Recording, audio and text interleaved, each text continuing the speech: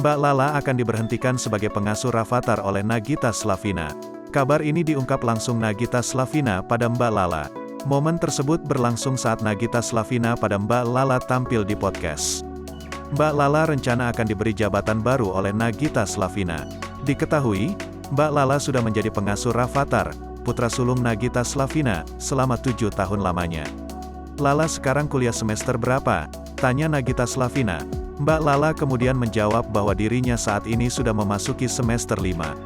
Namun, Nagita Slavina masih bimbang profesi apa yang cocok dengan karyawannya tersebut. Lala pun menyanggupi pekerjaan baru yang diberikan oleh sang bos.